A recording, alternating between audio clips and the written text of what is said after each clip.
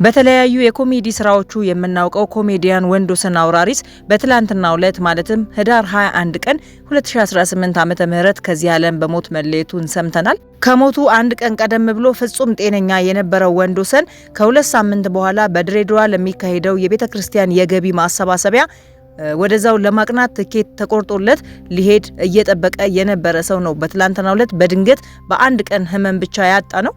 የሞቱ መንስኤ ደግሞ አሁን ላይ በተደጋጋሚ እየሰማ ነው የሚገኘው አርቲስቶችን፣ ታዋቂ ሰዎችን እንዲሁም የቤተሰቦቻችን አካል የሆኑ ሰዎችን እየነጠቀን የሚገኘው የድንገተኛ የልብ ህመም ነው። ስለዚህም ህመም የምለው ነገር ይኖረኛል። የአንዲት የ10 ዓመት ሴት ልጅ አባት የነበረው ኮሜዲያን ወንዶሰን ለልጁ በጣም እንስፍስፍ የነበረ ስለሷ ሲናገር እንባ በአይኑ የሚያቀር አባት ነበረ። ትውልድና እድገቱ አዲስ አበባ ውስጥ ነው። ሀገራችን ውስጥ ታዋቂ ከሆኑ ጥቂት ኮሜዲያኖች መሃል አንዱ ነው። ከጓደኞቼ ሁሉ ቀልድ መፍጠር የምችለው እኔ ነበርኩ የሚለው ኮሜዲያን ወንዶሰን ሰዎችን ማሳቅ የጀመረው ገና በልጅነቱ ነው። ይህንን ተሰጥኦውን የተረዱት በጊዜው ታዋቂ የነበሩት ደረጀና ሀብቴ ልጅ ነው ብለው ሳይንቁት የኮሜዲ ጽሁፎችን እንዲጽፍላቸው ሲያደርጉ ነበረ።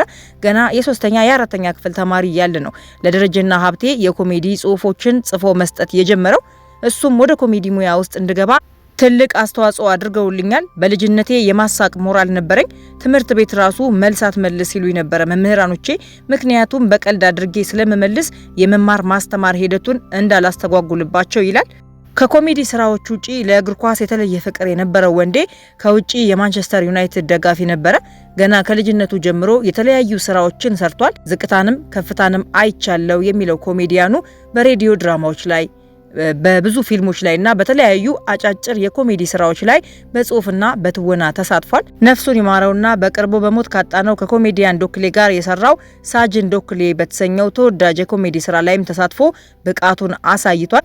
ምንም እንኳን አሁን ላይ ልክ እንደቀደመው በኮሜዲ ስራው ላይ በደንብ እየተንቀሳቀሰ የነበረ ባይሆንም በተለያዩ ትምህርት ቤቶች ላይ ለህፃናት፣ ለተማሪዎች የተለያዩ የመዝናኛ ዝግጅቶችን ያዘጋጅ ነበረ። ትዳር መስርቶ አንዲት የ10 ዓመት ሴት ልጅ አለቻቸው። ለልጁ ከፍተኛ ፍቅር ያለው ሲሆን ይህንም መንሰፍሰፉን በተደረገለት ቃለ መጠይቅ ላይ ሁሉ ስለሷ ሲናገር የሰማ ሰው በሙሉ በቀላሉ የሚረዳው ነገር ነው።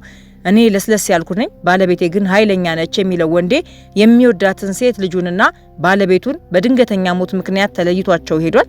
ህልፈቱን የሰማነው ትላንት ህዳር 21 ሲሆን ከአንድ ቀን ቀደም ብሎ እንዳልኳችሁ ህዳር 20 ማለት ነው ፍጹም ጤነኛ ሆኖ ነበር የዋለው ይላሉ ጓደኞቹ። ነገር ግን ወደ ማታ አካባቢ ልቤን እያለ ወደ ዳግማዊ ምኒልክ ሆስፒታል ተወሰደ። ክትትል ሲደረግለት አደረ። ነገር ግን ህይወቱን ማትረፍ ሳይቻል ቀርቶ የሞቱን ዜና ሰምተናል። ለሞቱ መንስኤ የሆነው ደግሞ የልብ ህመም እንደሆነ ነው የተነገረው። ወንዴ የቤተክርስቲያን የገቢ ማሰባሰቢያዎች ላይ በመሳተፍም ይታወቃል። ከሞቱ ሳምንት ቀደም ብሎ አዋሳ ላይ ለመድኃኔዓለም ቤተክርስቲያን የገቢ ማሰባሰቢያ አገልግሎት ላይ ነበረ። በወቅቱም ፍጹም ጤነኛ፣ ሰላማዊና እንደተለመደው ተጫዋችና ሳቂታ እንደነበረ የገቢ ማሰባሰቢያው ላይ አብሮት የነበረው ያያዘ ልደታ ምን ጉድ ነው ወንድሜን ምን አግኝቶት ይሆን ሲል ሀዘኑን ገልጾ ጽፏል። ድሬዳዋ ለአገልግሎት ለመሄድ ከ2 ሳምንት በኋላ ለመሄድ ትኬት ተቆርጦለት እንደነበርና ማገልገል ፈልጋለሁ አገልግሎት ሲኖር ጥራኝ ብሎ ነበረ፣ ነገር ግን ሞት ቀደመው ሲልም ሌላኛው ወዳጁ ድንጋጤውን አጋርቶናል። ኮሜዲያኑ ከአንድ ቀን በፊት ፍጹም ጤነኛ ሆኖ እንዳዩት ወዳጆቹ በሙሉ ይናገራሉ። ነገር ግን ሳይታሰብ ወደ ማታ የተሰማውን የልብ ህመም ለመታየት ወደ ሆስፒታል ቢወሰድም ሊተርፍ ግን አልቻለም። ልቤን እያለ አረፈ። ሌሊቱን ሁሉ ሕክምና እየተደረገለት ከአንድም 2 ጊዜ አስቸጋሪ ደረጃ ላይ እየደረሰ በሕክምና ሞተ ሲባል ህይወቱ ሲመለስ ቆይቶ በመጨረሻም ግን ማለዳ ላይ የሚወዳትን የ10 ዓመት ሴት ልጁን ትቶ አርፏል። በጣም ያሳዝናል። ይሄ ድንገት ልቤን እያሉ ወደ ሕክምና በእግር አቅንቶ ወይም ደና ሆነ ሄደ ከዛ አስክሬን ሆኖ መመለስ ግን በስቷል። በቅርቡ እንኳን የሙያ አጋሩ ኮሜዲያንና ተዋናይት ፍሬ ህይወት በዚህ መልኩ ለነበረባት ቀጠሮ ለመውጣት ሻወር ወስዳ ለባብሳ ስትወጣ በድንገት ልቤን ብላ ወደ ሕክምና ብትወሰድም ሳትተርፍ ያረፈችው። ብዙ አርቲስቶችና ታዋቂ ሰዎችንም በዚህ አይነት መልኩ አተናል። በእርግጥ የአርቲስቶቹ ህልፈት በዜና ስለሚነገር እንጂ ከወዳጅ ዘመድም በዚህ አይነት ድንገተኛ ሁኔታ የምናጣቸው ሰዎች እየተበራከቱ ነው። ለመሆኑ ለዚህ የድንገተኛ የልብ ህመም መንስኤው ምንድነው የሚለውን እስኪ ትንሽ ዳሰስ ስላድርገው ምናልባት ለእናንተ ወይንም በአቅራቢያችሁ ላለ ሰው ስለሚጠቅም ማለት ነው ሼር እያደረጋችሁ ብትሰሙትም ደስ ይለኛል። የተለመዱት የልብ ድካም መንስኤዎች የደም ቧንቧ በሽታ፣ የደም ግፊት መጨመር፣ ከፍተኛ የኮሌስትሮል መጠን፣ ማጨስ፣ የስኳር በሽታና ዘና ያለ የአኗኗር ዘይቤን ያካትታሉ። የልብ ህመም ስጋት በተፈጥሮ ሊመጣ ይችላል። ያ ማለት በእድሜ በቤተሰብ ታሪክ ማለትም የቅርብ የቤተሰብ አባላት የልብ ህመም ታሪክ ካላቸው በከፍተኛ ሁኔታ እኛም ላይ ሊያጋጥም ይችላል። ሌላኛው የከፍተኛ የደም ግፊት ነው። የደም ግፊትን በየጊዜው መከታተልና መቆጣጠር አደጋን ለመቀነስ ይረዳል። ከፍተኛ ኮሌስትሮል በአመጋገብ በአካል ብቃት እንቅስቃሴና በመድኃኒት የኮሌስትሮል መጠንን መቆጣጠር ለልብ ጤና ወሳኝ ነው። ሌላኛው የስኳር በሽታ ነው። የስኳር በሽታን በአግባቡ መቆጣጠር የልብ ድካም አደጋን ለመቀነስ ወሳኝ ነው። የአኗኗር ዘይቤ ምርጫዎች ደግሞ ዋና ድርሻውን ይይዛሉ።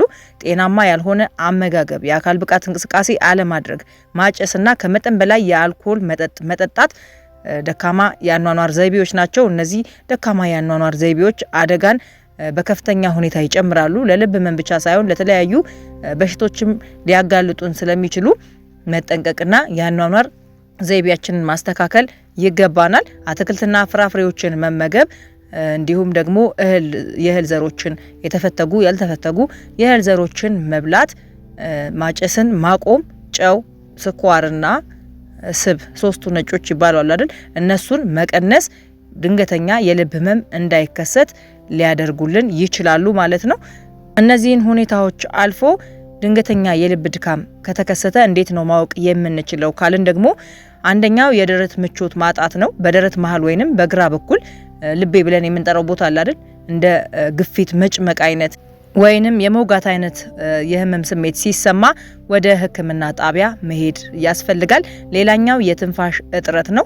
የደረት ምቾት ማጣቱ ሊኖርም ላይኖርም ይችላል። ማለትም ልቤን ወጋኝ የምንለው ህመም ስሜት ላይኖር ይችላል። ነገር ግን ትንፋሽ ካጠረን በአካል ብቃት እንቅስቃሴ ወቅት ሊሆን ይችላል፣ በተቀመጥንበት በረፍት ሰዓታችን ሊሆን ይችላል። ብቻ የትንፋሽ ማጠር ከተሰማን እና ለመተንፈስ ከተቸገርንም ወደ ሕክምና ተቋም መሄድ ይገባል። ሌላኛው በሌሎች አካባቢዎች ላይም ህመም ወይንም ምቾት ማጣት ሊሆን ይችላል። ለምሳሌ ትከሻ፣ አንገት፣ ጀርባ፣ መንጋጋ ወይንም ክንዶች ላይ ህመም ሲሰማን በተለይ ደግሞ ሴቶች የጀርባና የመንጋጋ ቦታዎች ላይ ምቾት ማጣት ሊሰማቸው ይችላል። ሌላኛው ቀዝቃዛ ላብ፣ ድንገተኛ የሆነ ምንም አይነት የስፖርት እንቅስቃሴ ወይንም ምንም አይነት ነገር ስራ ሳንሰራ በተቀመጥንበት ቀዝቃዛ ላብ ሊያልበን ይችላል። ይሄ ምናልባትም የልብ ህመም መንስኤ ሊሆን ስለሚችል በአስቸኳይ እነዚህን ምልክቶችን ካየን ወደ ሕክምና ተቋም ሄደን ቼክ ማድረግ ይገባናል። ቀደም ሲል የድንገተኛ የልብ ህመም መንስኤዎችን ጠቅሼላችሁ ነበረ። ነገር ግን አንዳንድ እንደ እድሜና የቤተሰብ ታሪክ ያሉ አንዳንድ ሁኔታዎችም የድንገተኛ የልብ ህመምን ሊያስከስቱብን ይችላሉ። ሰዎች በእድሜ እየገፉ ሲሄዱ የልብ ድካም እድላቸው ይጨምራል። ከ45 ዓመት በላይ የሆኑ ወንዶች እና ከ55 ዓመት በላይ የሆኑ ሴቶች ለልብ ድካም ተጋላጭ ናቸው የበለጠ። ሌላው የቤተሰብ ታሪክ ነው። የቅርብ የቤተሰብ አባላት የልብ ህመም ታሪክ ካላቸው እኛንም ከፍተኛ አደጋ ሊያጋጥመን ይችላል በልብ ዙሪያ ማለት ነው። ሌላኛውና ዋነኛው የአኗኗር ዘይቤ ምርጫችንን ማስተካከል ነው። ጤናማ ያልሆነ አመጋገብን የምንከተል ከሆነ የአካል ብቃት እንቅስቃሴ ካላደረግን፣ ማጨስና ከመጠን በላይ የአልኮል መጠጥን የምንጠጣ ከሆነ በከፍተኛ ሁኔታ ለልብ ህመም ለመጋለጥ እድላችን ሰፊ ነው። ለልብ ህመም ብቻ ሳይሆን እነዚህ የአኗኗር ዘይቤ ምርጫዎች በተለያዩ በሽቶች እንዳንጠቃ እንዲሁም ጤናማ ሆነን ረጅም እድሜ እንድንኖርም የሚያደርጉን በመሆናቸው የአኗኗር ዘይቤ ምርጫችንን መጠንቀቅና ራሳችንን ማየት ይገባናል እላለሁ። እንግዲህ የኮሜዲያን ወንደሰንን በድንገተኛ የልብ ህመም የተነሳ መሞት ተከትሎ ነው እነዚህ መረጃዎች ላጋራችሁ የወደድኩት። ምናልባት የሚጠቅመው ሰው ስለሚኖር ሼር ብታደርጉ መልካም ነው ላለሁ። የኮሜዲያን ወንደሰንን ነፍስ ይማርልን። ለቤተሰቦቹ፣ ለሙያ አጋሮቹ፣ ለአድናቂዎቹ በሙሉ ደግሞ መጽናናትን እመኛለሁ።